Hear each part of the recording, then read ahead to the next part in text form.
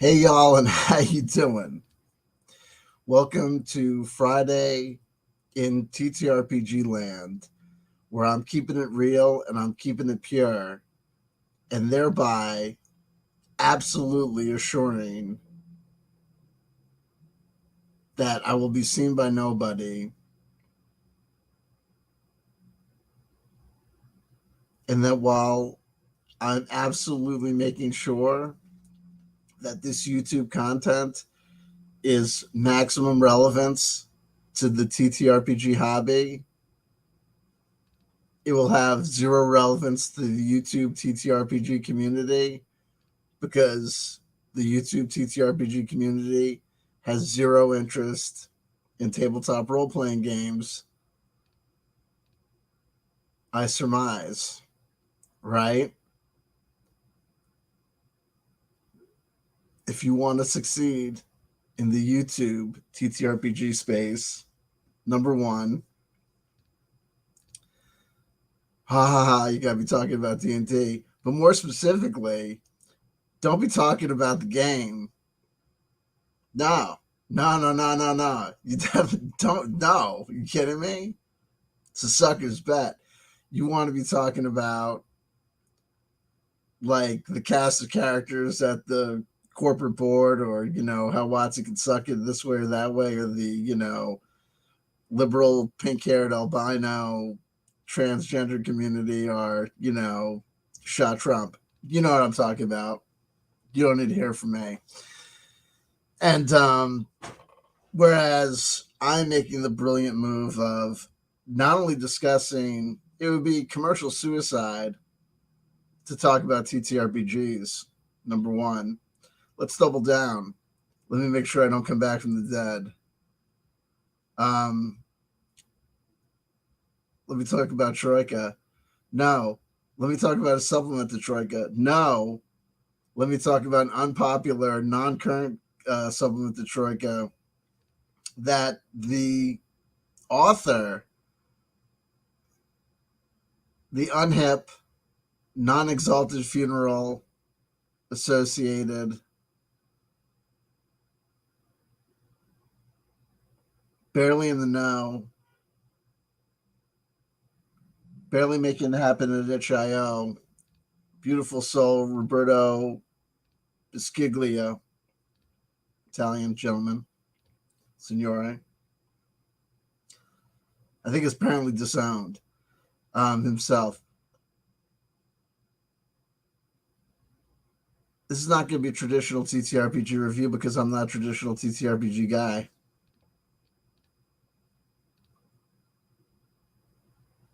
I don't think there's a point in traditional TTRPG reviews. At this point in my life, I'm questioning whether there's a point in anything. I assure you that everything that I'm doing with sincerity. It's not a put on or an act. I'm not playing the part of an individual who's doing a TTRPG review in this fashion in order to, I'm not like, doing a bit.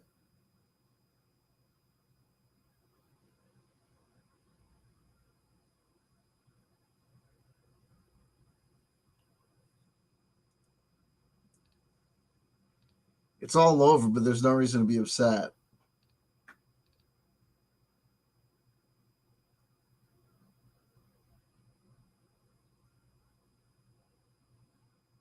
If an individual expresses in a burning building, this is fine. You can look at that individual and say, that individual is in denial, a fool, someone to be mocked. You could also know and understand that if an individual is in a burning building and, at the point of no return,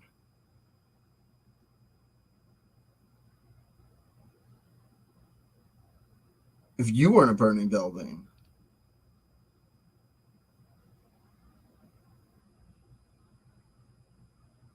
and you couldn't escape, your mortality insured.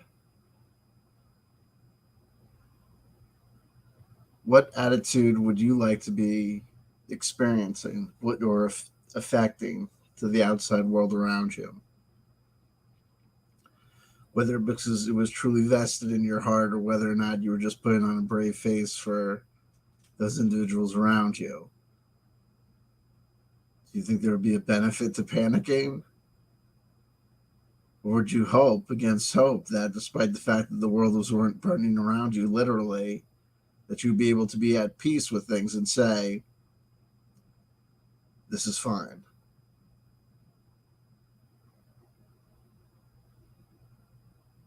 There's an explanation for the things that we see. There's an explanation that people will give us for the things that they are doing. There are explanations for why we might say, well, they're putting forward those explanations, but we might think there's another explanation for what they're doing or why they're doing the things that they're doing.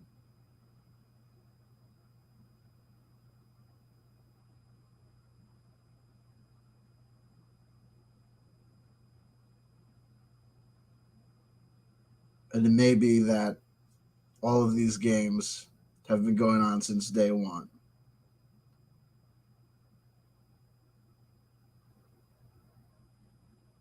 These latest trends that we see in the gaming space of individuals like the publishers of Troika, the Nelsonian Arts Council,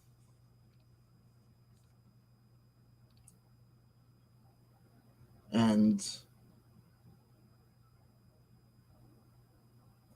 the other learned individuals behind games like Blades in the Dark, and all these people that give away the SRD, the Monty Cook Games gives away the Cipher System, SRD, all these things. These SRDs are for free. Do with them what thou wilt. And there's all these various licensing systems, these open licenses, and these, just don't be a Nazi D-bag with it. You know what I mean? And no teabagging of, other individuals of different thoughts and beliefs. But for that, and a disclaimer that you don't speak for our company, do anything you want.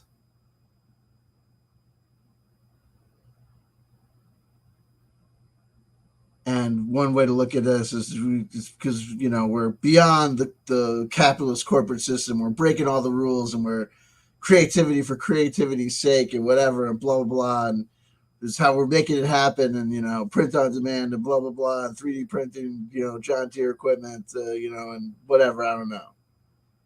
Another way to look at it is to say is that everybody knows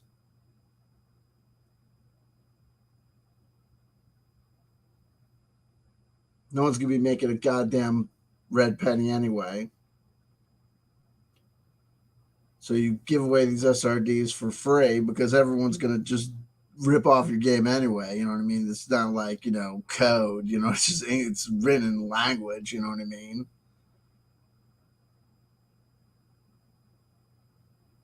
And no offense, these OSR games like Troika, Dirty Little Secret Time. Besides this, bizarro initiative system that seems to be implemented. Really, I mean, people have this like either one or two reactions to it, like, "Oh, that's so inventive and interesting," blah blah blah. You know what I mean? Yeah, it reflects the chaos of reality in the sense that you never know what's going to happen. But it's just or you could just look at it and be like, "Well, you had to think of something different, so you thought of something different. That's different."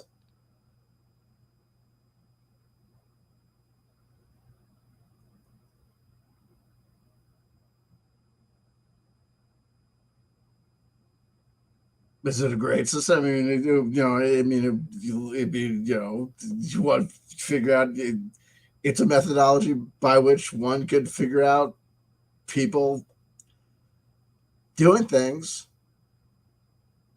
You all just go punch each other in the face and figure out who's standing at the end and pick people out that way. I mean, there's 1,000, you know what I mean? It's an initiative system, I mean, technically. And it also has what I thought was the coolest new thing that you could say that it has. This is this, the handling of the bag, different things, and you got to roll the things at the top of the bag or the bottom of the bag, roll to figure out if you can get to it quick. That's it. Beyond that, it's just advanced fighting fantasy from 1989. It is. The OSR other clones are just D&D, BX D&D. Oh, some modifier goes to 3, some modifier to 2, it's 1. Race is class, species is class. No.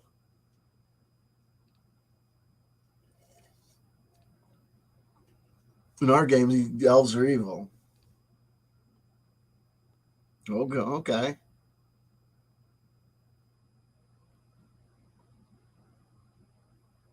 And these SRDs really seem to be like, let's get everyone involved, because getting everyone involved just primarily is just this whole big, that's what equals or creates the perceived success of these indie RPGs, in my estimation. But my estimation is based on an empirical observation filtered through my kind of douchebaggy sense of a lot of pessimism and, kids get off my lawn kind of attitude of overt cynicism and, we're all going to die, and, kids don't want to play with pencils and papers and, math rocks anyway. They're all going to do computer games anyway. So what are we doing? This is pointless. We're all just collecting books and blah, blah, blah. And we neurodivergent weirdos who are just going to, you know what I mean? I go, that just, it depends on how, whether I'm in an up mood or down mood. But for look, hey, here, trying to focus back. I did mention it wasn't going to be a traditional review. What's the point?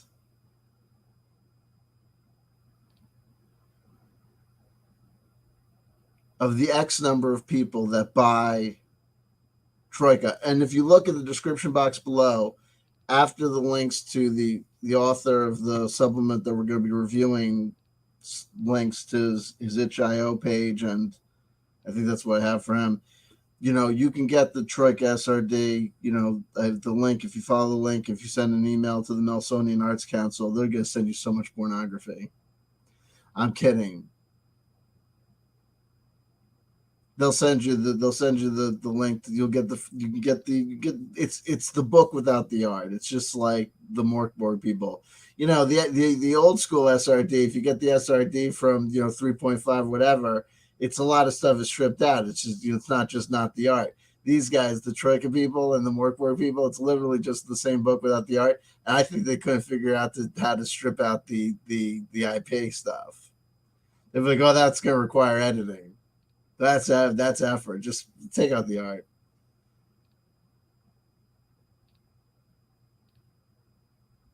Meanwhile, in Lawyerland, you talked about it being an SRD, and then you put it all out with the language you did. You just go and be like, okay, well, no, that's technically not just Troika now. It's blah blah blah. But wait, Daniel Sell's gonna start? Yeah, Daniel Sell with all his Troika quan is going to go around selling people if they overstep the bounds of this.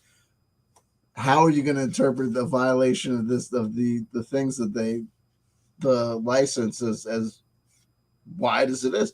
As considering that at its core, anything that you would be stealing that would be, no offense, worth stealing, he took from Steve Jackson and Ian Livingston or Matt Gascon or whatever. I kid because I love Troika. I got no problem with Troika. I have the book. I got 2 copies of the book. I bought it in softcover. I have the free SRD.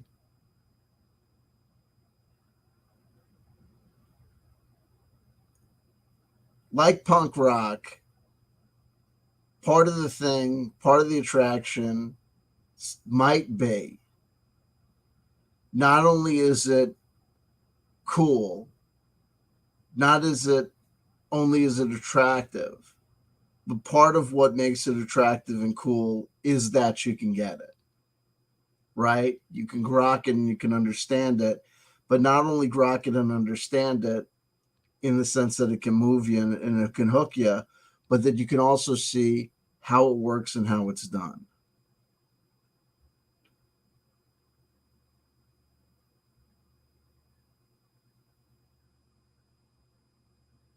A lot of what moves punk rock cultures, techno cultures, hip hop cultures is the two tables and a microphone, drum machine, 303, let's go, drummer, guitarist, bass player.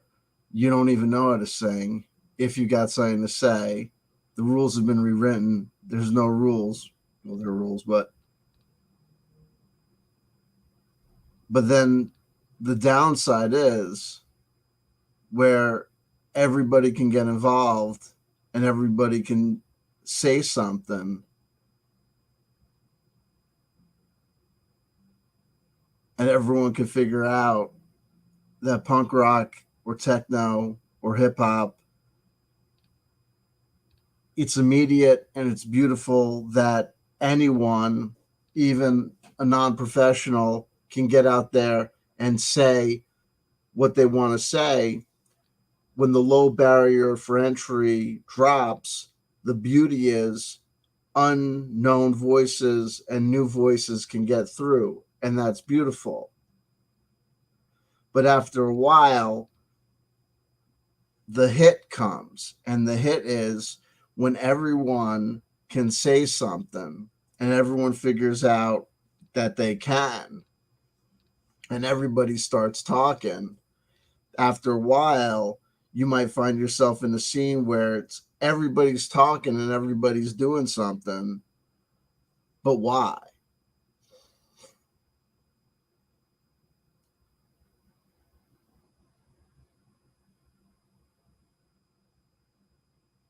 If people broke down some barriers and walls with the advent of punk rock and hip hop in 1975 through 77, if 20 years post that we're having a nostalgia loop of imitators in 1995 through 1997, but then 20 years beyond that, we're having a third wave of people just saying the same punk rock slogans now being sold in mall outlet stores.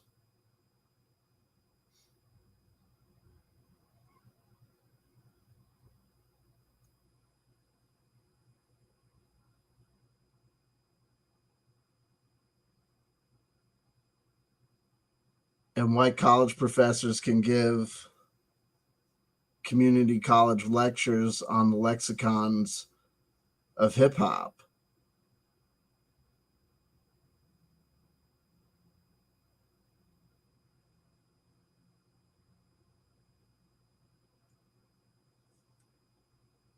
What is the point? And what are we doing? Are we doing anything at all?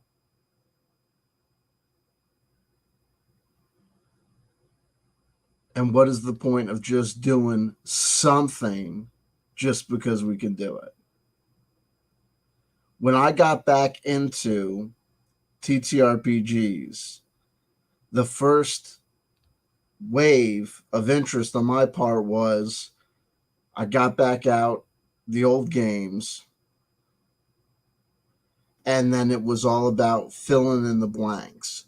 What books did I have that I lost? What books did I want to have that I never got for the Robotech RPG from Palladium, the Teenage Mutant Ninja Turtles and Other Strangeness RPG from Palladium, first edition Advanced Dungeons and Dragons, etc., etc. And then, getting back into it, it's like, oh, but then there's this game, there's this new game. What's this? What's this? What are games that were contemporary from that era? I was very into, nostalgia and, how nostalgia works. So then I got, figuring out, I had never heard of, the fighting fantasy game books. I had never heard of, the role playing game that came out from that. So then I started getting into older games that I had never heard of or heard about, but never got a chance to play. But then you get the bug, and so you start accumulating more information, and more information leads to more data and more things to explore. And then it's probably a common thing with a lot of people. Then I found out about solo role play, the game books. You got the solo role playing games, and more stuff, etc., etc. But then quickly, you realize the advancements that happen in, the YouTube spaces and online spaces. And I quickly kind of understood that there was this kind of natural kind of lifestyle that what I was, and kind of like life cycle, that what I was experiencing was what a lot of people experienced, was this kind of natural, you get back into things, you get more things, you learn more things. And then pretty soon it was like inevitably people wanted to write. I remember that guy, Ben from Questing Beast, did a survey, and it was like, what percentage of his audience were planning to one day write something, write a TTRPG. And it was like saying like 60 or 70% of his audience were planning on writing something. I mean, that's like bananas, but it makes perfect sense. But you realize how small this community is.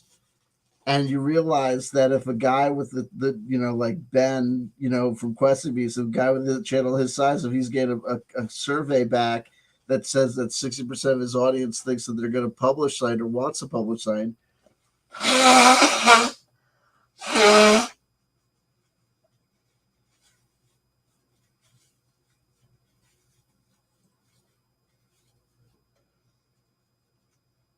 it took me perfectly back to my days, in experimental music, and in noise culture, in noise music culture, and in punk rock bands, and in rave scenes and electronic music scenes, where especially with like noise shows, everyone that was at the noise show was we're gonna play eventually, play a set, right? Everyone had a tape. I got out of going into noise shows and playing noise, events and whatever, because I just like I reached a point where I was like, I can't trade any more tapes with people. You know what I mean? You have like, you end up with like tapes and tapes and tapes. You just know you're never going to be able to listen to, because like, who's got time in the day to basically listen to everybody's demo? And when you get to the realm of noise music, it's just like everything you do. It's just like, well, press play, press record, and you got another tape. It's like quality control. It's noise music.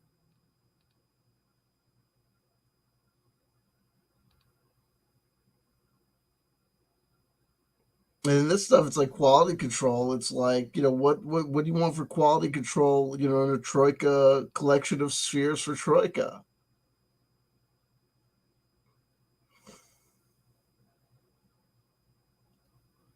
When wackiness is the order of the day. And so I'm not going to give the Black Pit, I'm not attempting to give the Black Pit a bad review. I would sense that based on that it doesn't appear on Roberto's itch page, and it doesn't really, come up, on the immediate search on his Amazon page, that the Black Pit might be saying that he's not necessarily pushing, that much anymore. I don't think, I just want to talk about it as it's one of those things. It might have been an experiment. I've seen some of his other work, because it's I've come across his other thing, a thing they did called Gist, that's in the FKR Free Kriegspiel kind of rule set kind of place. And I think I've seen some of his other stuff in the solo role playing games material. It is what it is. Also, Roberto, clearly English is his second language. I think he's an Italian writer, and he's primarily, I think he does a lot of work translating English materials into Italian for the Italian gaming community. Hats off to him.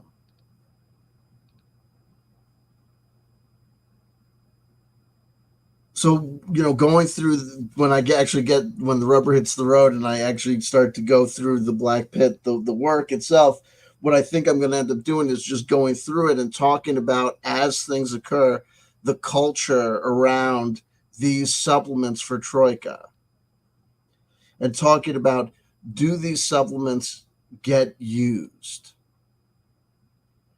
And do they get used enough to review? They're often put out on itch.io, pay what you want. This book is still available through Amazon, I think through lulu.com. I think it's print on demand, and it actually has kind of a big price tag on Amazon, that the Amazon review that's listed, the one Amazon review that's listed, notes that I think it's listed at $14.95. It's too expensive at that. I wouldn't recommend it at that price. That, not that I wouldn't recommend it. I mean, it is what it is, and what it is typical of what you see in Troika supplements.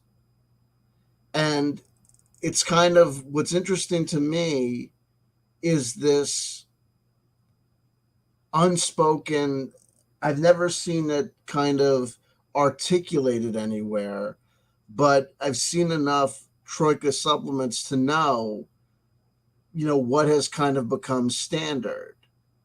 Because Troika, like Fighting Fantasy, runs off D6s, everything is either a D6 table or D6. So it's like there's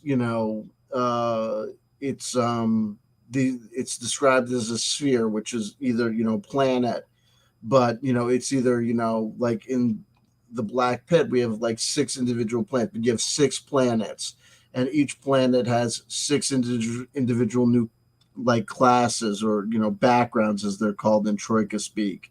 And each individual planet has 6 different types of new skills and 6 new enemies. But this is something that we see oftentimes in these Troika supplements. It's like this is an unspoken kind of culture evolves, which I'm not criticizing. I'm just saying it's like the same thing you see in various music cultures. Like, why do certain music cultures like ska or punk bands still put out 7-inches? It just becomes a kind of a cultural touchstone, just saying that people keep on doing, or something that one person does or a group of people do, and it just kind of becomes the lingua franca. It just becomes the way that it's done.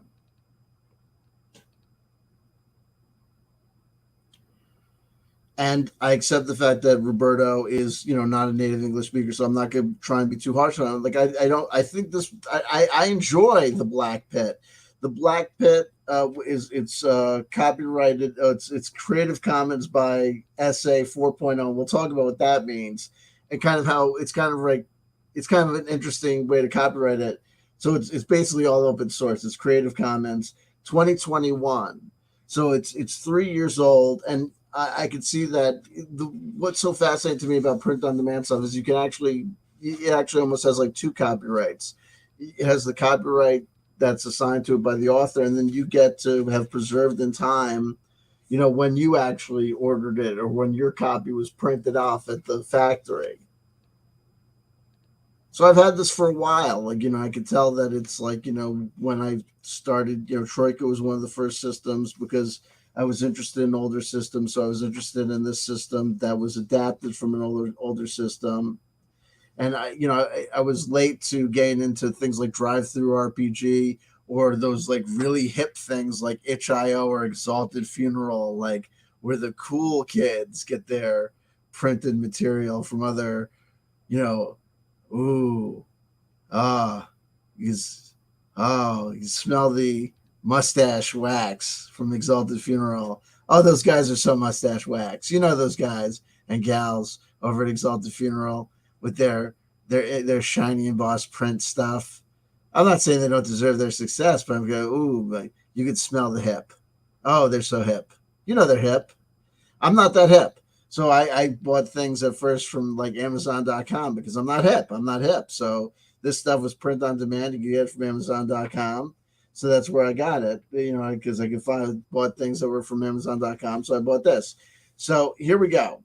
It's welcome, and so it's like I don't know if like Roberto is cool enough to be associated with the cooler people over at at cooler places, but maybe that is what it is.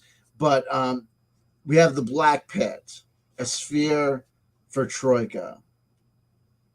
It's an independent production by Roberto. It's not affiliated with the Smithsonian Arts Council. That's part of the whole licensing with the Troika license. Is you can say that you can put this little turtle with the thing on a thing with the castle on its back, but you gotta say you're not associated with them.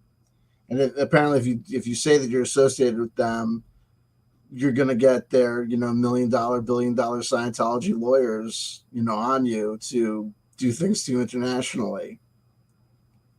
What are they going to do?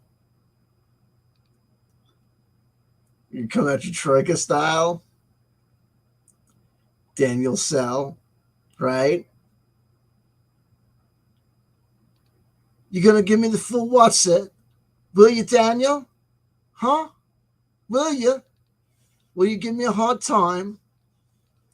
Will you show me all the skills you learned in the library? Growing up, you did. Disenfranchised youth. It's tough. On the streets, playing fun fantasy.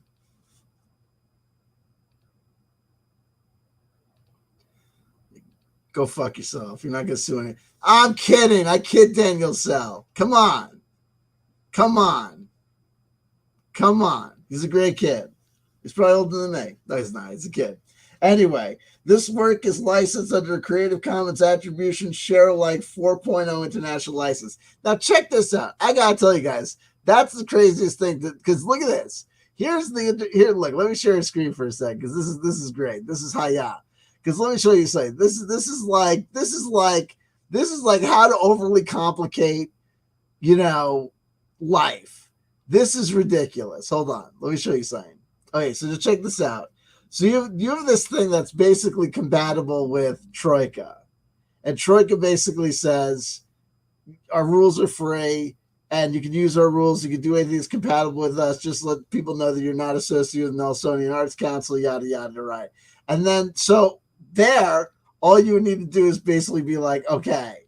But then Roberto, God bless him, prints his thing as being share alike under this. So this is like an international copyright intellectual property like law exam question, because like what happens when Roberto adds a creative a CC by SA 4.0 attribution license to a product that is ancillary to a license by Troika? Because under this license, you are free to share, copy, and redistribute the material in any medium or format for any purpose, even commercially. Adapt, remix, transform, and build upon the material for any purpose, even commercially. The licensor cannot revoke these freedoms as long as you follow the license terms.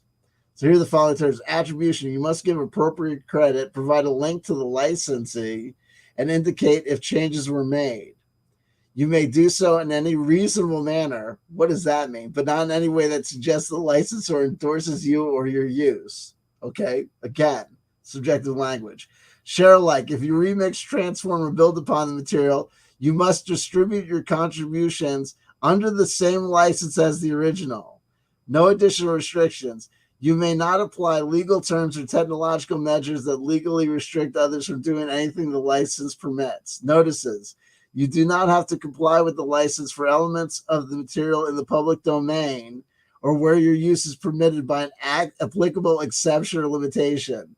No warranties are given. The license may not give you all the permissions necessary for your intended use. For example, other rights such as publicity, privacy, or moral rights may limit how you use the material. Notice, this deed highlights only some of the key features in terms of the actual license. It is not a license that has no legal value. You should carefully review all the terms and conditions of the actual license before using the licensed material. Creative Commons is not a law firm. It does not provide legal services. Blah, blah, blah. So basically, what you need to know is this: that Creative Commons is not a problem by the like. It means Creative Commons is like the it's basically hippies being like, it's free, man, because it's free. But you know, I don't know. That's literally what it says. But people just keep on putting Creative Commons by Buppa on there, right? Like they come in peace. Like, okay, whatever, dude. Meaning, and it's entirely pointless because no one's making any money on this anyway. So my whole point was, why don't we just live the communist dream? Daniel Sell, Nelsonian Arts Council, Roberto Bisceglie, and just stop this bullshit and just say, oh, by the way, this is for Troika or any game based on the Fighting Fantasy style rule set in which you're the hero, right?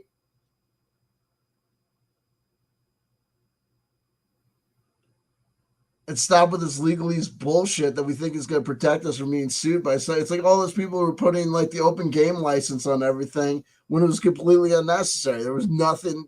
It was just completely unnecessary. But whatever, dude. Anyway, welcome to the Black Pit. Thank you, Roberto. God bless you. I love you. Hey, either depending on your point of view, Roberto.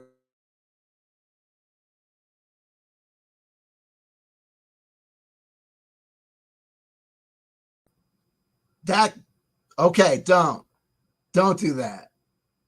Everything I just said about the Pope, I take back. God bless the Pope. God bless the Pope. Hey, the Pope, man, what a guy. That dude can wear a dress, right? Rockstar. Listen, I'm going to read the whole goddamn thing. Transformative work, okay? Fair use, fair use, fair use. Here we go. Welcome to the Black Pit. Troika. Boom. Black Pit goes along with it. 6 worlds orbit around a gargantuan black hole. Here's the first thing I got a problem with. Roberto, I love you. I love you. I love you. I love you. A bushel in the peck. Okay? I really do. Maybe I'm wrong about this, and I'm not trying to be, because, like, look, hey, we're playing Troika, right? So it's like suspension of disbelief, right?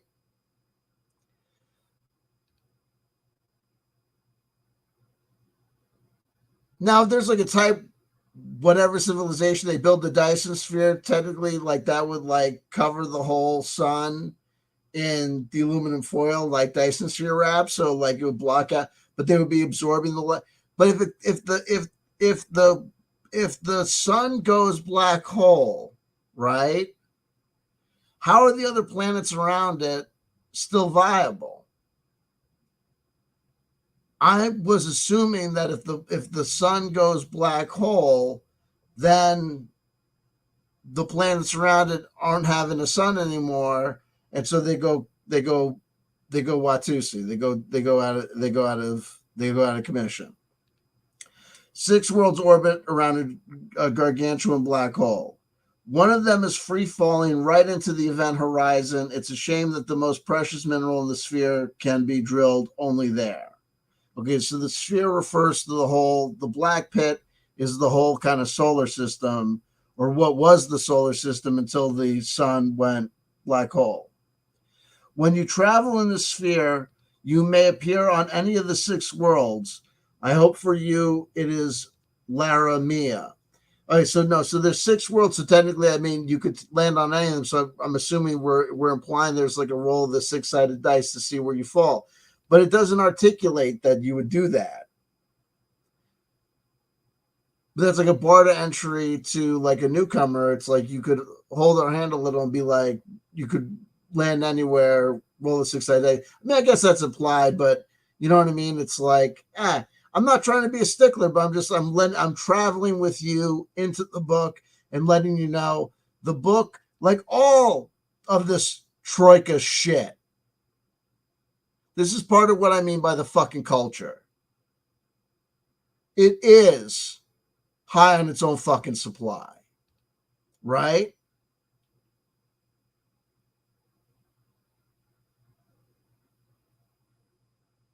Because it doesn't even say this is not a full and complete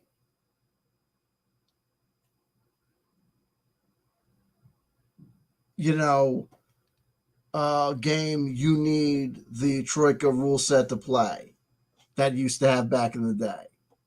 Just encourages bad purchases. You know what I mean? When you travel in the sphere, you may appear on any of the 6 worlds. I hope for you as well. Like, why are we calling this sphere? Like, whatever. The void planers are the only ones who can ferry from the world to world aboard the void cutters. They're like submarines, but of wood.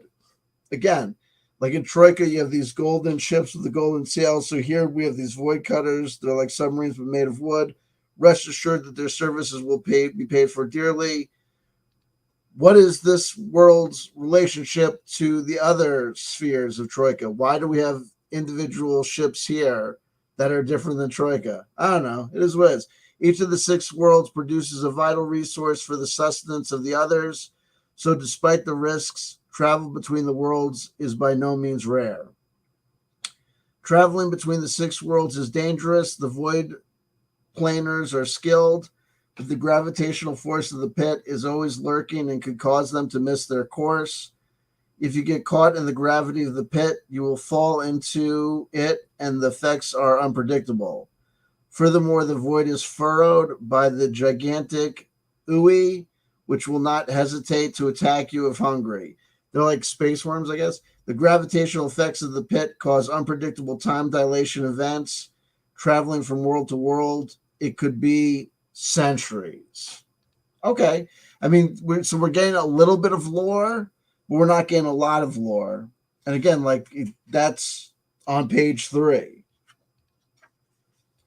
The worlds of the pit.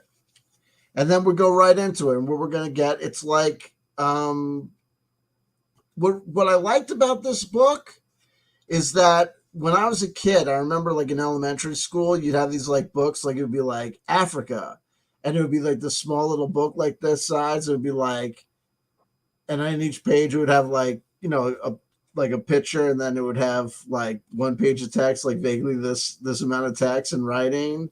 It reminds me of like those like simple little books. So, which is a little bit more simple than the kind of the artsy fartsy kind of exalted funeral type of zine type stuff you see, which I like, but I find charming about the Black Pit. This planet is entirely covered by various types of, this is Cassarinia. So we're gonna have the 6 different worlds. Like I said, these worlds, we're not told where they are in the solar system, which pisses me off. And we're not told, again, the sun has gone into a black hole. So how are these worlds still viable? Because we're going to say this planet is entirely covered by various types of fungi. Again, but maybe I'm being too much of a dick. We're talking about Troika, right? And there's worlds here, they're fucking dragons, right? So what, you know what I mean? Roberto, there have been plenty of time. If you ever hear this review, and you're not going to because you got better things to do in your life, right? No one is going to hear this review, right? This is all me, right? The planet is entirely covered with various fungi. Many are small, but others are towering high above the clouds. The primary resource on this planet is a rare subspecies of fungi, the Aphuium, that grows under the cap of giant fungi and is collected by the fungi climbers. Guess who are the special class of people from this planet? Aphium is a powerful panacea that can cure most of the diseases and accelerate the progression of injuries that could cure most of the diseases and accelerate the progression of injuries and illness. That might be a spelling, a language barrier here. Some species on this planet take what they need whenever they need it from wherever they can. If nutrients aren't available in the ground, it will take them from others, including its own kind. Okay. Spores make the atmosphere unbreathable and dangerous. If someone breathed deeply the air of Cassarinia, in a short time, the fungi would grow from inside the victim, devouring their body. Small colonies and settlements are scattered around this world. Villagers on this planet are characterized by airtight domed houses. Cultivations are carried out in greenhouses. Caravans of merchants transport between settlements. The currency is the unobtainium or barter. The unobtainium or barter? The caravan drivers are the only ones who know the position of all the settlements on the planet. Okay. I mean, it is what it is. And then we go on to planet number 2, Thessalia. On this planet, the dominant organisms are plants. Okay, so we have a fungi planet, and now we have a plant planet. Look, it's monocultures. Look, right? It's a simple TTRPG, but it's like monocultures, right? One thing's all fungi, one thing's all planets. But then again, I'm stuck on there's no fucking sun, right? On this planet, the dominant organisms are plants. They come in various shapes and sizes, and some of them reach the sky. While most roughly share the same characteristics, some manage to stand out with different colors, scents, shapes, and even textures. The atmosphere is rich in oxygen and highly flammable. The primary resource on this planet is resin produced by Chinook trees. It is an extremely ductile and resonant polymer used in all 6 worlds as a sealant and glue, and is therefore particularly required for building the void cutters. Those are the ships that go between the worlds. For the pit miners' settlements on Cochurilia, and for the domed houses on Cassarinia. Many plants on this planet have turned the tables by eating animals and even each other. Some use trap systems to catch the animals, while others slowly grow around and strangle each other. Although plants are the dominant species, there is no shortage of animals, insects, and worms in particular. Insects and worms in particular can reach considerable sizes. There are also various types of armored and exoskeleton animals which have evolved to make themselves resistant to plant attacks. Settlements on this planet are airborne. Building on the surface or underground would be suicidal given the predatory nature of many plants. Only resin gatherers descend to the ground, and only for what is strictly necessary. Given the difference in altitude between the cloudy layer and the surface, time flows differently on the ground due to the gravitational effects of the black hole. Okay, how would that play out? How would that work mechanically? We don't know. We're just told. That's, for me, that's a heady thing to put on the table, right?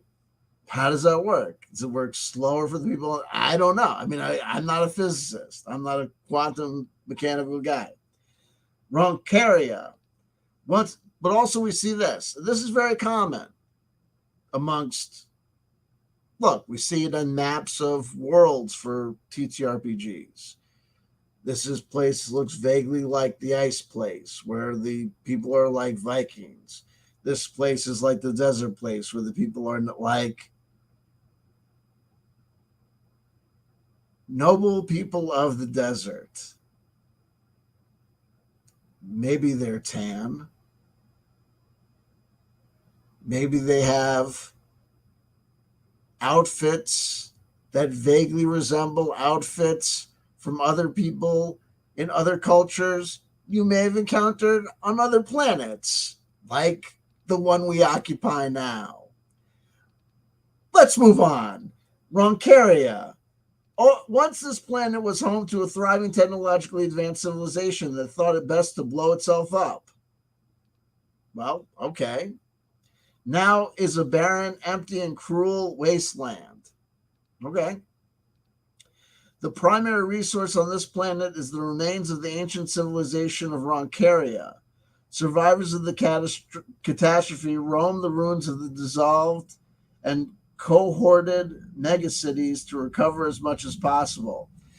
But, right, we have this fungal planet that's being cultivated. We have this tree planet that's being cultivated.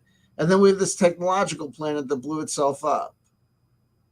So I get we have different places that we can visit and explore and do different things at.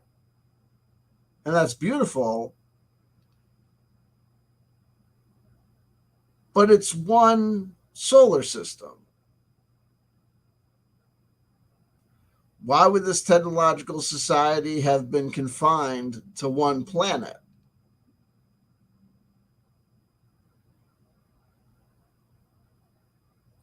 And we know that there are people that move from one planet to another planet. There are people that are cultivating elements on these various planets and going back and forth. So why is this bombed out planet still in a state of wastelandia instead of, I don't know. But look, I'm overthinking it. But if the whole thing is Monty Python's "Woo, goo goo goo choo," like the Troika, like Bunk Whistle and Thistle, it's a hotel, a motel of madness where we go up and down the floors and the wonder never stops. Like I can deal with that if we stay in that zone. But if someone all of a sudden shows up and is like, "I've been shot by my mother. She didn't find the way that I made love this night quite so satisfying. Can you cure me now, Doc?" Then all of a sudden we got a problem, right? Because there's another element in the mix. It doesn't jive with the flow, with the flavor. Maybe I'm overthinking this. Anyway, the planet is enveloped in a dense and sometimes impenetrable blanket of dust raised by the effects of the doom devices used in the final war. No type of vegetation can grow here. Even though the radioactive fallout settled centuries ago, some areas are still heavily irradiated.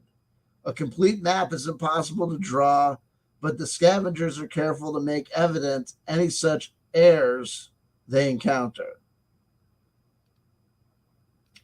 The livelihood of the few inhabitants of this planet is based entirely on trade with other worlds. Okay. It is impossible to cultivate or breed on the surface of Roncaria, given the light conditions and the impoverishment of the soil. Well, considering there's no sun anymore because it's turned into a black hole, I don't know what the light conditions would be on any of these fucking planets, Roberto. But then again, that's just me. Maybe I don't know how black holes work. That's entirely possible too. I gotta be completely honest. I really have to be completely honest. But it says they're circling a black hole, so I gotta be completely honest. I don't know if he knows what he's talking about either. Can we get, it is what it is. Here we go. The most profitable artifacts can be found in underground shelters at great depth. No shit. Reaching them is a feat in and of itself, not to mention the automatic defense systems that are sometimes still active or even rarer, communities of survivors isolated for centuries underground who will not hesitate to defend their lifestyle from external influences. So you see, we got a smorgasbord of different planets to land on. Oh, each with their different little kind of, they're all little, right? Little archetypal little, it's the Amazon tree for it. This world's all fungal mushroom. Oh, look, it's the underground dwelling planet. Oh my God. It's like screamers. Here we go. Laramia. This world is a paradise of seas with crystal clear and mild waters. It is the planet least subject to the tidal forces of the black hole, and for this reason, it is the one with the best living conditions. Oh my God! Sorry, I apologize, I'm yawning. It is also the de facto capital of the six worlds. Okay? This planet is not renowned for any precious resource.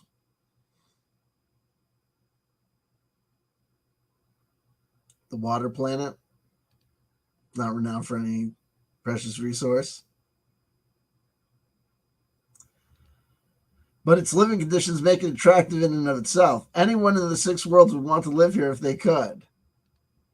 Okay. The population of Lemuria is kept strictly under control to avoid overcrowding of the atolls and the few habitable lands. Resources are distributed fairly and without conflict.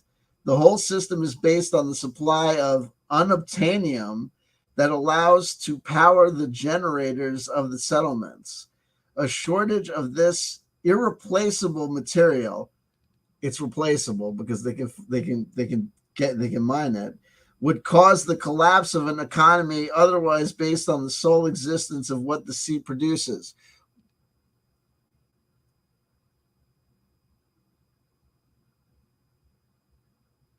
But the sea doesn't produce the unobtainium? I don't think so.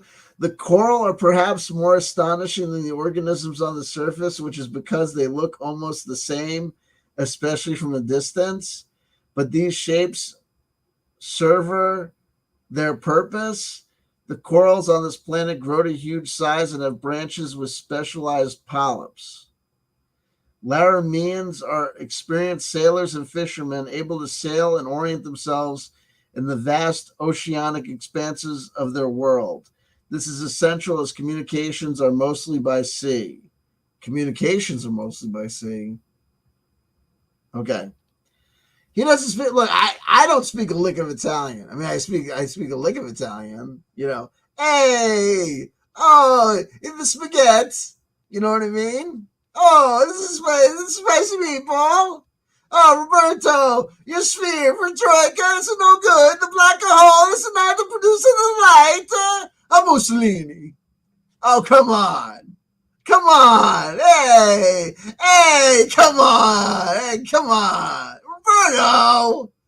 Come on. You know what's watching. Here we go. The simplicity of outdoor sea life shouldn't fool a naive eye.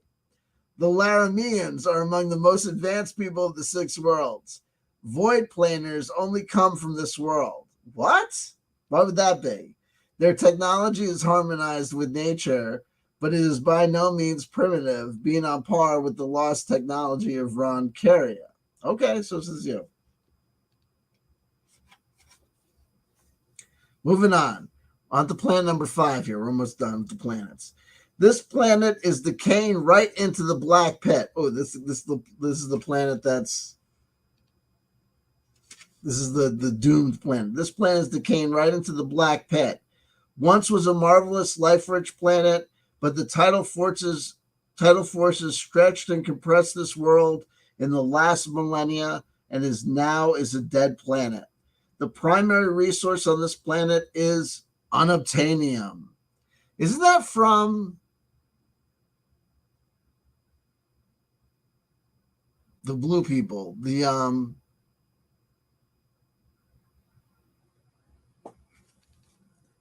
Avatar, right? The front is unobtainium. This amazing mineral is the backbone of the entire technology and economy of the worlds of the pit. There's nothing anyone would not be willing to do to get only a few grams. Yo, man, I'll suck your Roberto Bisceglie, man. Life is obviously impossible on this planet and will always be impossible. What?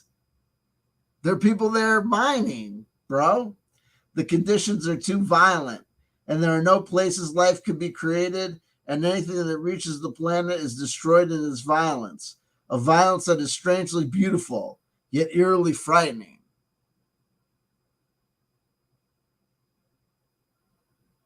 The night was dark. Pressurized mining colonies are located nearby the major unobtainium GIACIMENTS.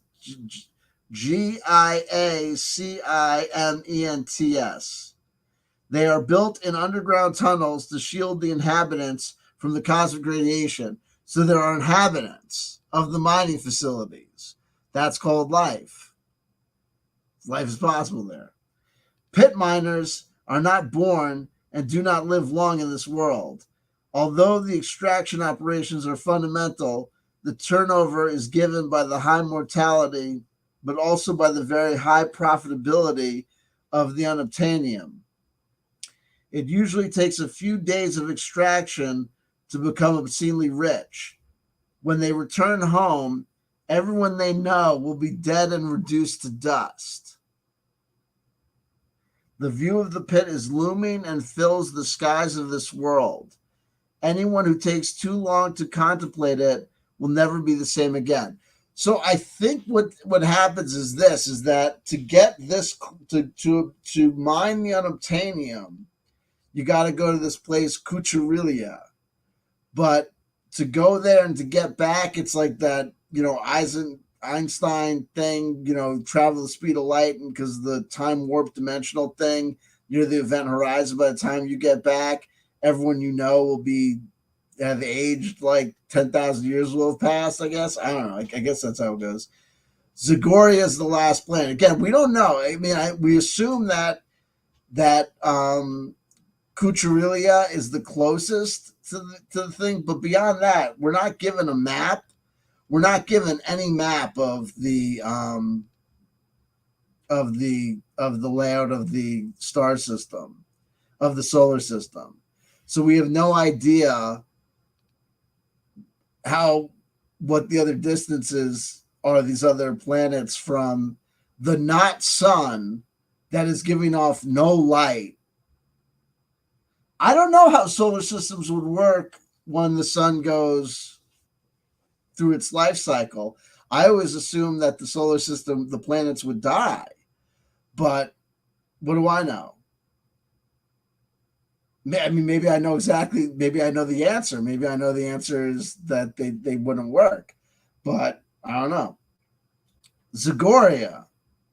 This world is entirely covered in deserts. And this is Dune. Here we go. Everything has to have dune in it, right? We always get a dune-like place. And here we go.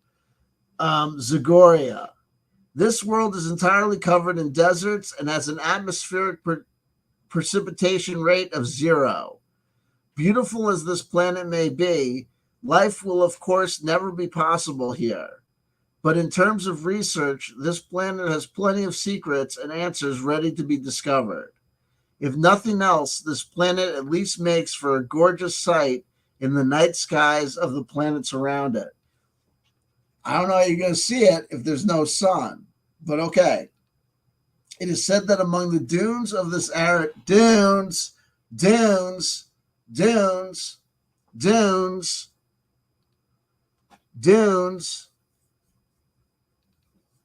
I wish to tell you of the husband who never fucks me. Oh, really? Where might I read the story? I don't know. You can read about it in Dune.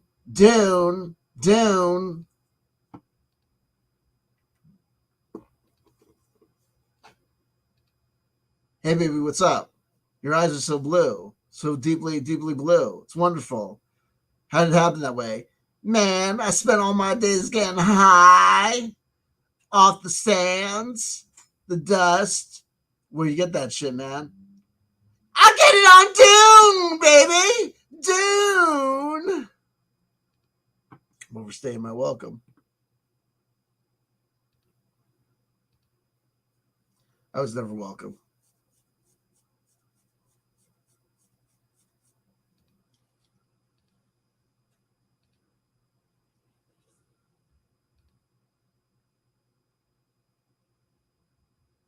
Doesn't seem like I'm doing. I'm not going to go search it. Anyway, nonetheless, the rumors, what? It is said among the dunes of this arid world, there is a mythological being whose heart grants immortality.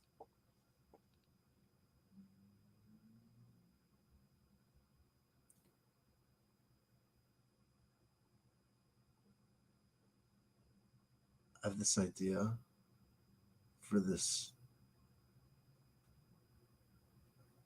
science fiction story to reach the youth of the world. Put them back on track. Too many stories just designed to sell This kid's crap. More stuff. Video games. We'll go back.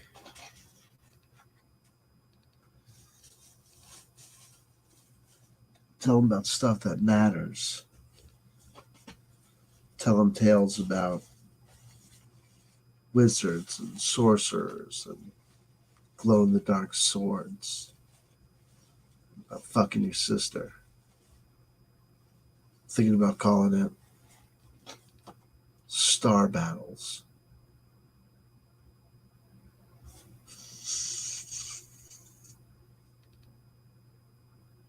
I really think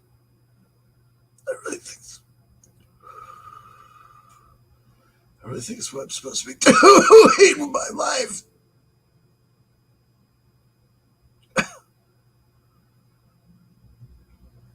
think ChatGPT really helped me.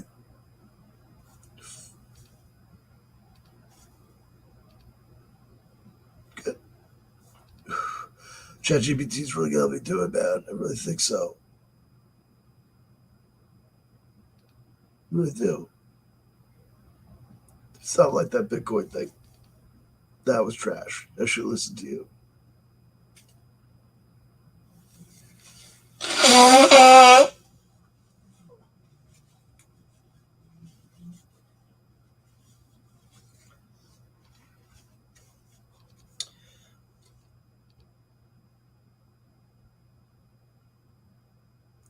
The void planers apply a discount to the fools and fools eager to try their hand. Wouldn't it be nice to speculate on Walking Dead?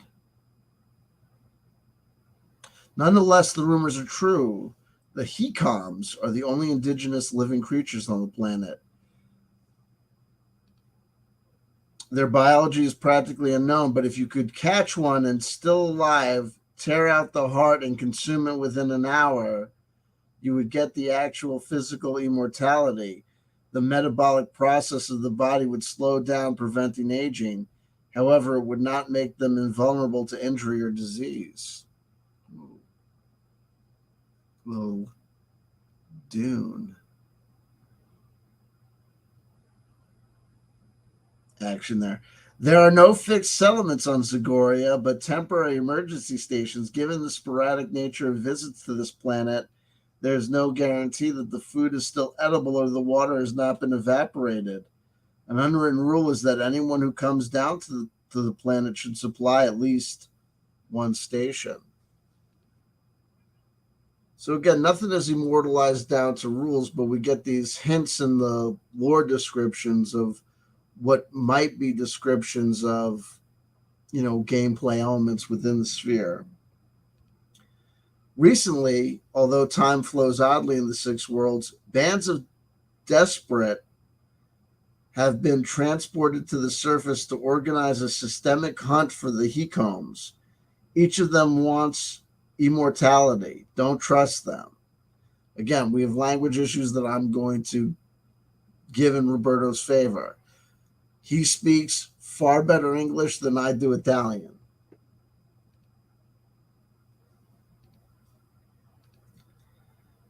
Getting lost in the deserts of this world is a certain death sentence.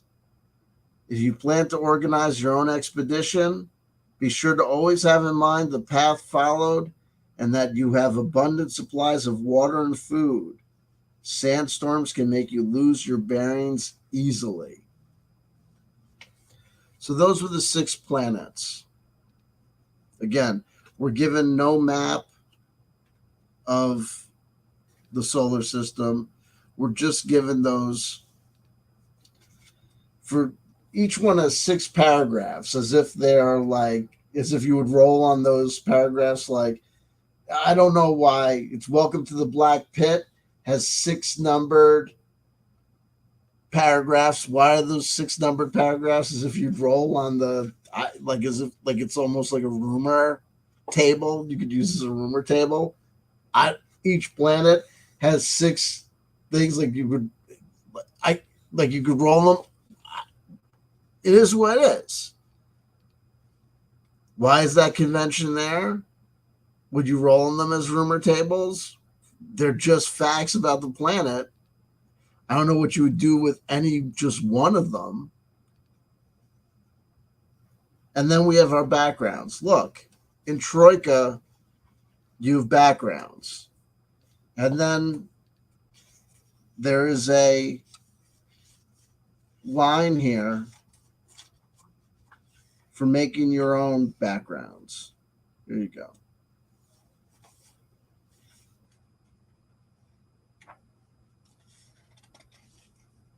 Let's see if we get to it.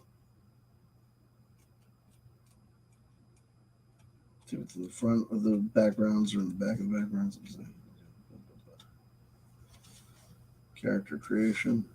Creating your own backgrounds. This is on page 2 of the main rule book. When creating your own backgrounds, as a general rule, stick to 10 or so total points distributed in a range of 1 to 3, with 3 being someone who has already mastered their trade. Let's talk about skills. Do not dismiss the importance of a description. They are the player's window into the world, but don't feel intimidated by them. Keep them simple and pack them as much information into them as you are able. When they are short and evocative, the player will fill in the gaps. The backgrounds need not be balanced or equal to one another, but should instead be fun and flavorful. After making a new background, take a moment to consider the reaction of someone receiving it instead of some other entry in your particular and ever-changing list. Balance the enjoyment rather than the numbers. Okay? So just that's what you need to know and understand, is that backgrounds are like classes, but they're infinitely malleable. So you have gummy bear backgrounds. You have backgrounds to beat the band. You have Troika spheres that are based on touring indie bands in the 80s. You have Troika spheres that are adaptations of, kind of pseudo adaptations of Warhammer 40K. So you have the distributions of these points that have specialized skill sets that are designed to, librarian, nebbish librarian. But, an equal amount of distribution of skill points creates a space marine. But, the space marine is a skill that is, crush your head with, laser, buzzsaw or whatever, and the nebbish librarian can look up a book with skill set 3, whatever. But here's our skill. Here are our backgrounds that are provided in the Black Pit. So a background is going to have a description, it's going to have some possessions, and it's going to have some skills with various points. And when you roll to succeed, unlike basic, fighting fantasy where you just have a skill number, that would be between 1 and 12, 2 and 12, I guess, or 7 and 12. Can't remember off the top of my head how it works. I'm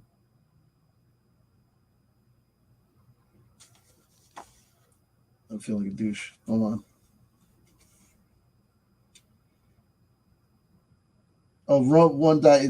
You'd have a skill between 7 and 12. I mean, 7 and 12 for skill in regular basic fighting fantasy. But I think, what is it? In Troika, you have the skill is, your basic skill is, was it 1d3 plus 3 is your skill, because then you add these numbers to the individual thing you're doing, the skill that you're actually using, and it's a roll under. So don't worry about it. Void planar. These are the space captains, right? You're a space dog who cuts through the sidereal spaces. Emptiness is your amusement. The pit's dark eye is your god. You've left all your earthly affections, and they are long dust, even if only a few years have passed for you. The only language you understand is that of hard currency. Your services are not free. Possessions, Void Cutter, this is the ship. A wooden submarine like spacecraft capable of traveling between worlds. Spacesuit, -1 armor, -1 to disguise rolls while wearing it. You have 4 side reel navigation, 3 strength, 2 radiation resistance, 1 weapon fighting. Special. May fast for 2 weeks without suffering negative effects. And obviously these people are from the various different worlds. Each world gets 1 background per world. Not this. Look, it's gonna get you. It is what it is. It's a supplement for Troika, and that's part of the question. How much do you get with one of these supplements from Troika?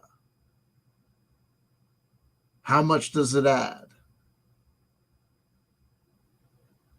What makes a void planer different than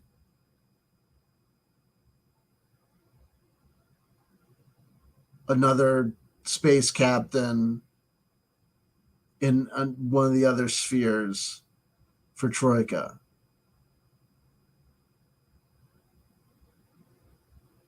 What makes a void cutter different than a golden barge? Can a golden barge act as a void cutter, or is a void cutter usable outside of the black pit, or is it specially suited to here? Does the side reel navigation skill, is it transferable outside of the black pit, or is it unique to this world? Is this world accessible to other spheres from Troika, or is this sphere meant to be like an individual plane onto itself, where we use the rules of Troika, but we use the rules of Troika to have this experience? We're not told. Fungi climber. You are a fearless climber, a wanderer in fungi. Not that I think it's going to hold you back. I mean, I think, like these are problems that I might be creating with my brain. Who cares? You are a fearless climber, a wanderer in fungal expanses in search of larger specimens, in the shadow of which the precious effluvium grows. When the spores saturate the air, it is as if it were snowing, and you are moved by such beauty. You know that someday you will be part of the forest when the mushrooms will bloom from your own body. Possessions: respirator, grappling hook and slings, spore. It says poach, but I think it means pouch. Advanced skills: 4 climb, 2 awareness, 2 poison, 2 survival. Special: if they have enough supplies, fungi climbers may release a lethal amount of spores stored in the pouch. Causes, there they spell it correctly. Causes 8 automatic damage. Target must not have any protection. Pit miner. When you moved to Cocherilia, you knew it would be a one-way trip. You also knew that I would never see anyone you knew again. God bless the language. But you're also a greedy bastard who looks to the moment when you can go home filthy rich. You knew it would be a one-way trip, but it's written by a guy whose English is not his primary language. God bless the guy. Roberto, I love you. If you ever come back. Spacesuit, -1 armor, -1 to disguise rolls while wearing it. But why? I mean, you're not disguised because you're wearing a spacesuit, but you're wearing a spacesuit, so you can be disguised as anyone wearing a space. I don't know what it is. Laser drill may be used as a weapon. 3 prospecting, 3 0G, 2 strength, 2 weapon fighting. Waste scavenger. You were born on a devastated world. Centuries after the horrible war, your ancestors waged in vain to overpower one another. All they have bequeathed to you are ruins, dust, radiation, and mutations. Roam the wastelands in search of ancient technology to trade for a loaf of bread.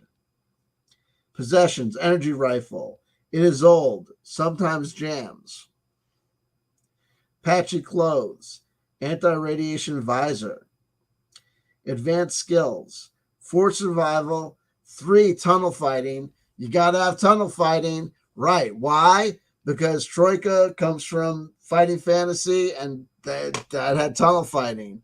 But the thing is this, that if tunnel fighting is a skill, that means that tunnel fighting is a skill that adds to fighting when in a tunnel, right? The corollary position is that if tunnel fighting is a skill that you use while fighting in tunnels, that means what's its use when not in a tunnel? No use at all, right? And also, if you have a fighting skill that's not tunnel fighting, should you use it, be able to use it while in a tunnel or dungeon? I say no, right? Separate skills.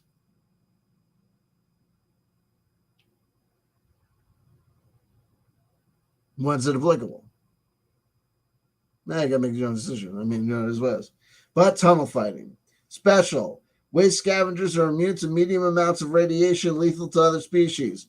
What's a medium amount of radiation? Hey, folks, if you know anything about Troika, Advanced Fighting Fantasy, and Fighting Fantasy, you know when it comes to things like radiation and stuff, there's no nuance. There's no whatever. Resin gatherer. You were born above the clouds of a world where animals are prey and plants are predators. Your species took flight a long time ago, but those damn trees produce their resin, that resin so precious that you have no choice but to go ashore, lose months of your loved ones' lives, and survive in the forest to bring back that rich loot, possessions, wood pickaxe. Why is it wood? And then a staff. Okay, whatever, dude. Advanced skills, 4 in climb, 3 in survival, 2 in weapon combat, 1 in awareness. Okay. The last one, 6, desert roamer. You are an adventurer with little nobility and a great desire for immortality. This is why you have devoted your life to hunting hecombs, even if you have not yet been lucky enough to meet one. But when it does, you will tear his heart out and feed on the source of eternal life. Possessions, respirator, desert goggles. You know what that's code for?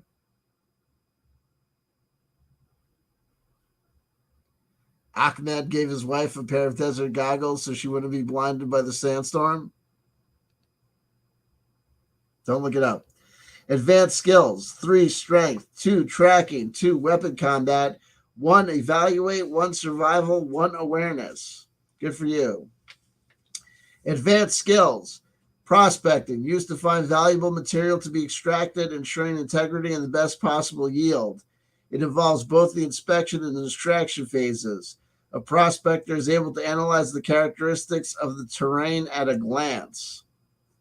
Radiation resistance.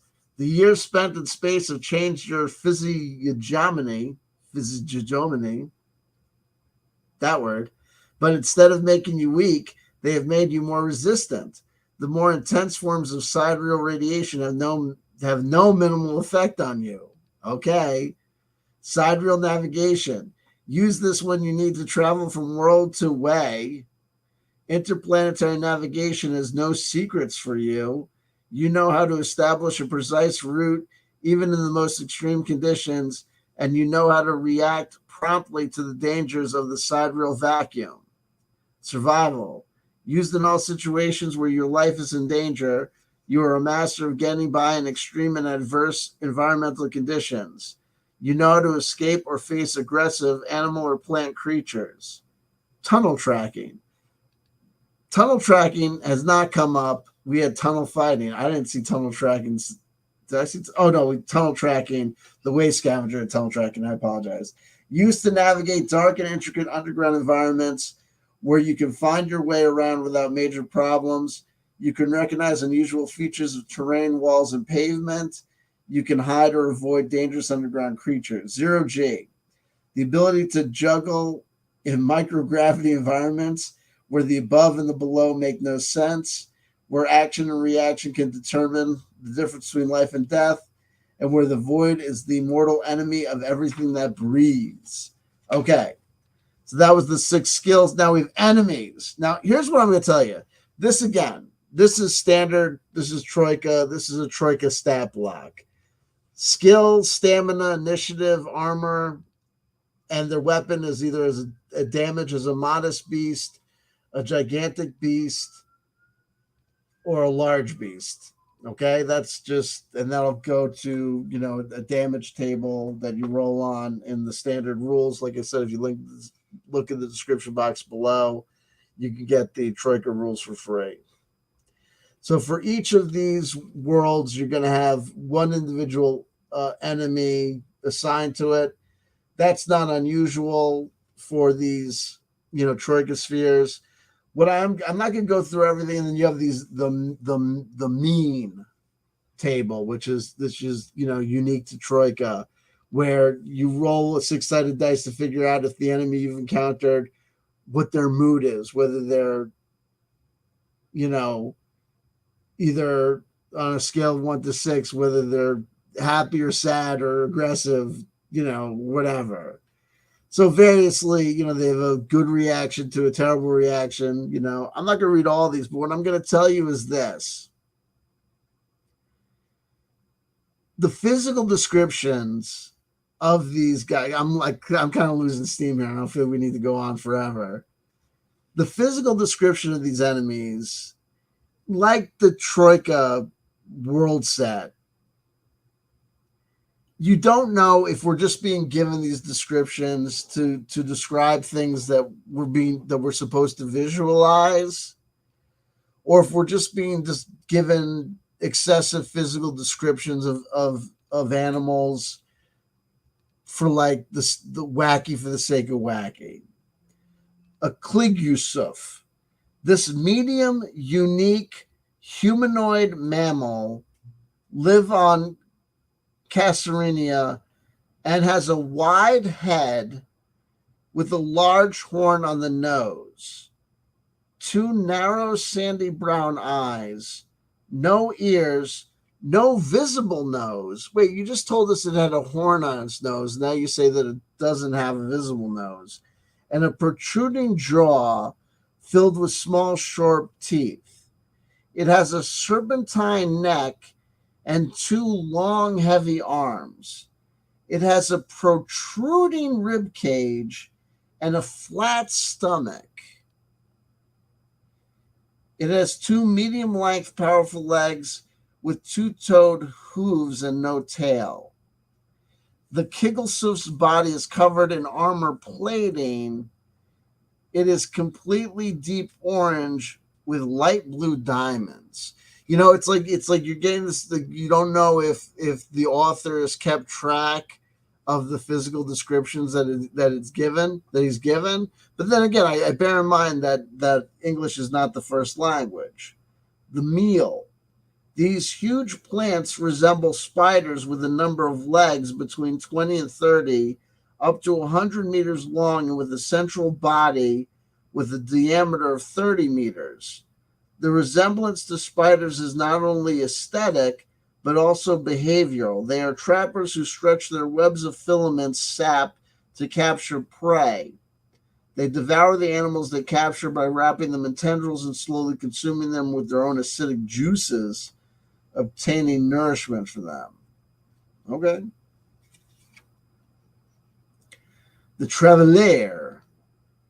Swimming in the seas of Laramia, this is a medium, unique, aquatic creature with an egg-shaped head, no eyes, and a pair of piercing mandibles.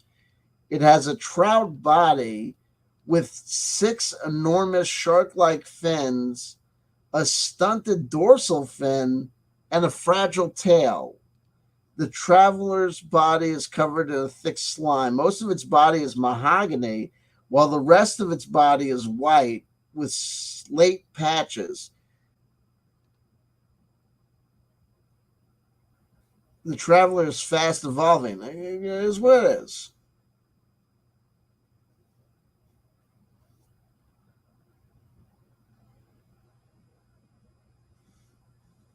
How about the magmam? Native to Roncaria, this is a large hexapedal reptile with a reindeer head, 5 fly eyes, no ears, a tapir trunk, and a crocodilian snout. It has a turtle neck and its shoulders are spike tipped. It has a cheetah torso.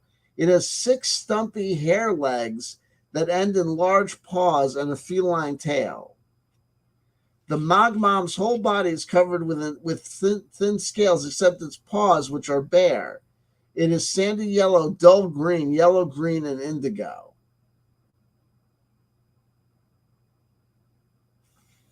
You know what I mean? It's like there's too many words there. Da da da da da. It is what it is. We got a 5. We got a zacome. And then we've got quadrupedal invertebrate, the comb, the round head, long antenna. Blah, blah, blah. It is what it is. Hey,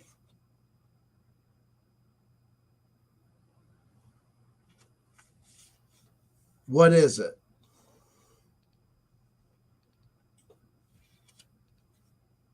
It's one of the innumerable supplements for Troika.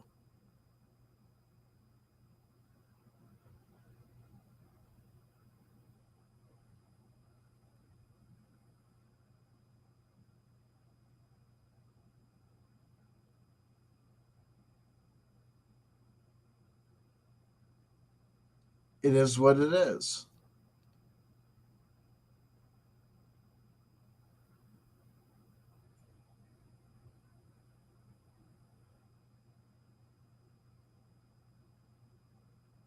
I've always found it entertaining. It's one of these books like the last Aaron Clooney thing that I reviewed that generally, like these zines type things, I keep around the crapper.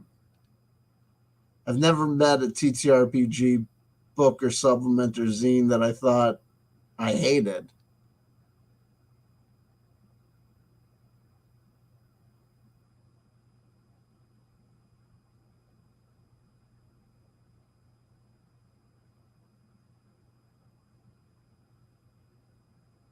I read it and I got the sense that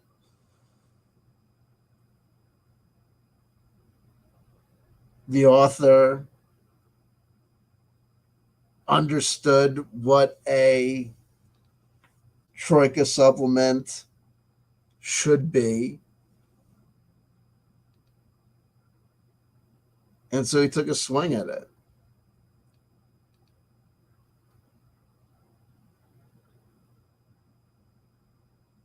The language is rough because English is not his first language.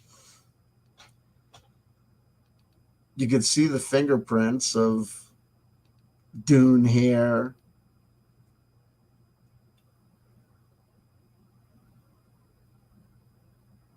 You know, the world from Screamers there. Avatar there. And for me, the screaming big problem is the fact that you've got these planets surrounding a black hole without answering the question of how they get sunlight.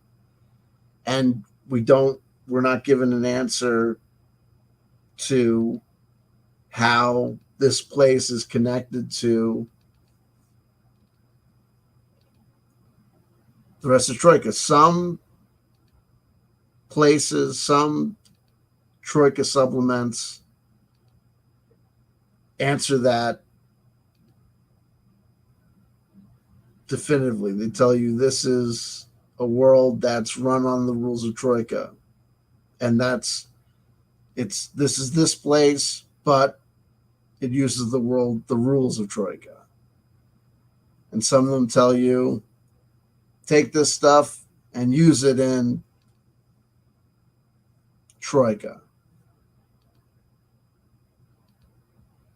And some say this is another sphere that you will find among the other spheres in the meta universe of Troika.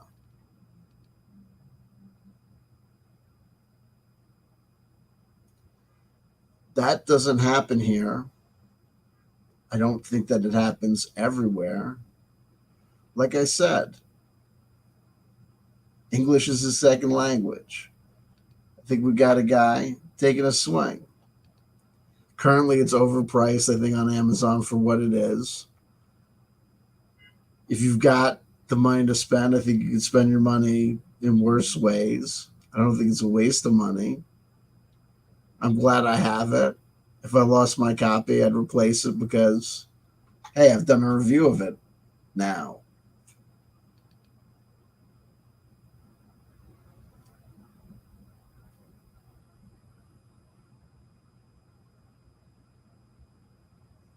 The places, thinking about it, how you'd use it as a solo player, the backgrounds, like all the backgrounds of any Troika thing, they're all usable.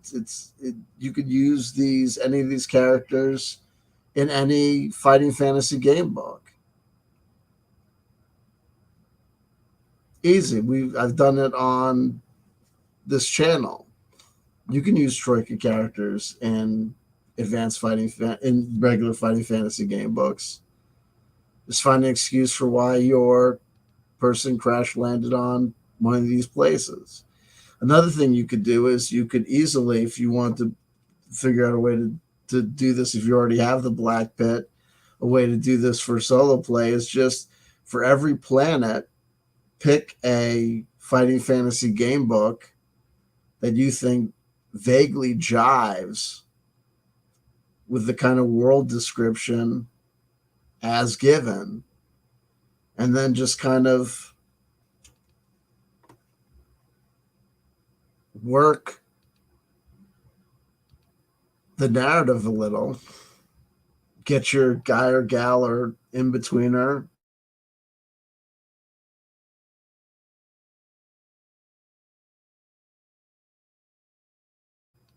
And if you manage to survive, get back on one of these void planers, take off to the next planet, see where you can get to.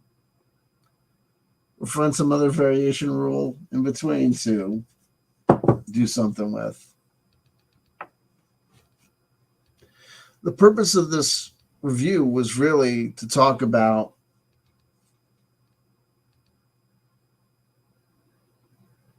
reviewing these supplements. What's the point? I think sometimes people don't review these supplements because the notion is, well, people work on these things. If you were inclined to do a bad review or a negative review, if you didn't like something, why bother talking about something you don't like when there's so many things you could talk about that you do like?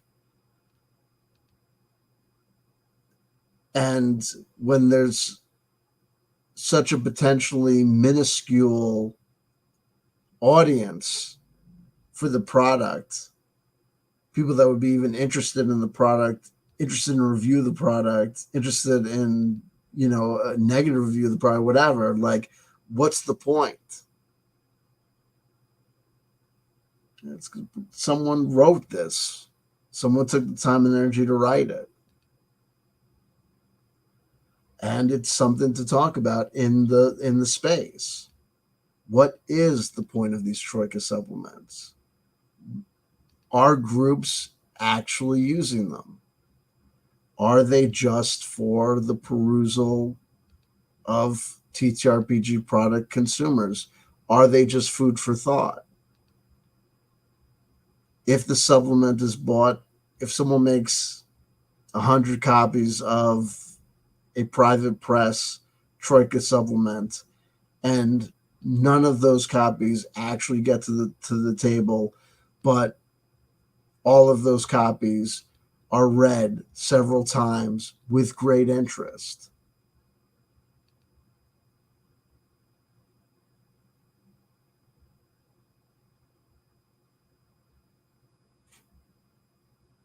hasn't there been value?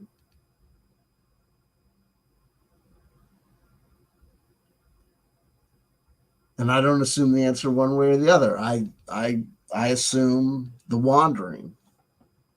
That's what I'm doing. I'm interested in why people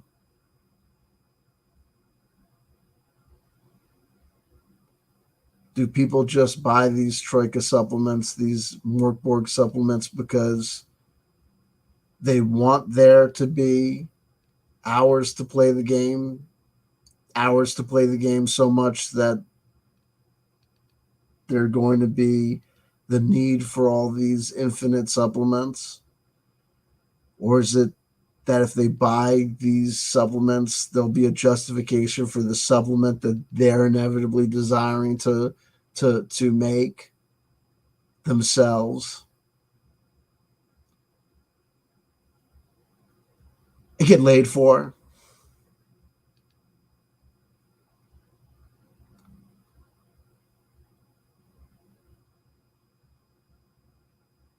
Come on. Admit it. You thought you were going to get laid, didn't you? You thought you were going to get laid. Well, best laid plans of mice and people who want to get laid. Well, it was Friday.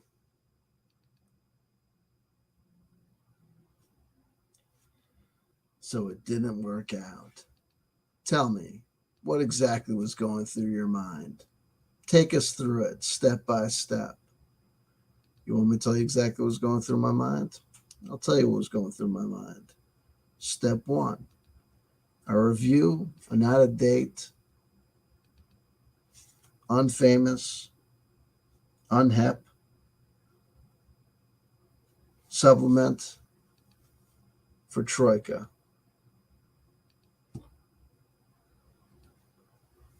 That's step one. The 10 of Swords. You can see where that got me. Nowheresville. The 10 of Swords. Ooh! Fatality. Yeah? What was step two? Well, step one had worked, which it didn't. It's 10 of Swords. That's layman's terms. 10 of Swords is it's not work. It didn't work out. But if it had worked out,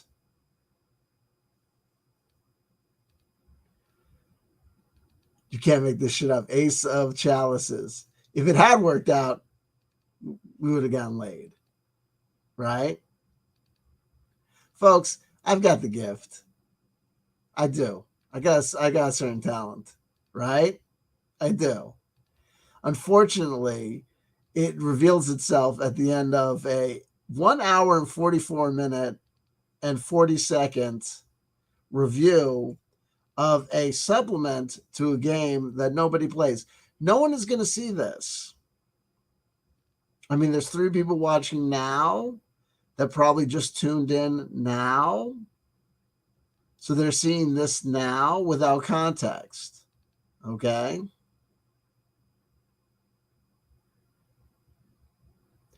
Are you going to rewind and watch from the beginning?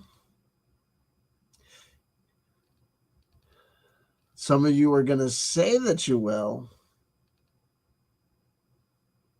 There's a comment section below. Will you use it? Will you give this video a thumbs up?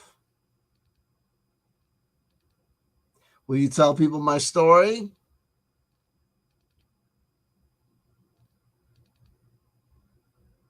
Huh? If you did, it would be nice. 1 hour and, is it me? It might be me. It might be me. The reason that we're here, I got to think about my folks. Like, comment, and subscribe. I also have a Patreon. I have unrecouped legal fees. I also have poppers. Fight Club, huh?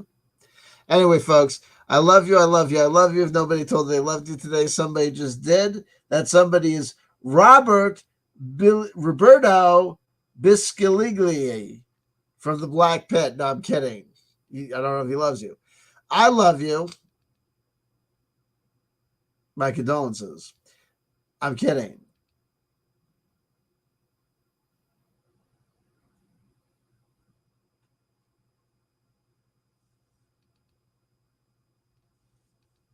Folks, I love you.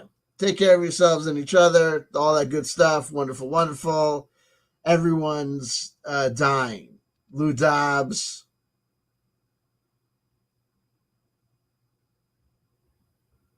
Just everyone under the sun. Other people too. It's unbelievable. Okay? But in the meantime, okay, we'll just keep on keeping on and do the best we can. Keep a smile on your face. Just keep rocking and rolling. You know what I mean? And we'll have a good old time of it. Okay?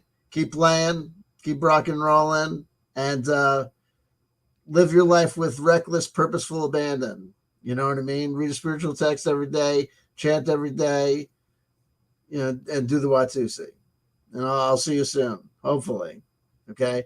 Like, comment, and subscribe. Use the comment section. Give it a thumbs up if you think it deserves so. And tell the people about me. Also, feel free to clip and edit this video down to its pertinent, sustainable parts, and feed it to your loved ones. See what that does for them. And tell Roberto.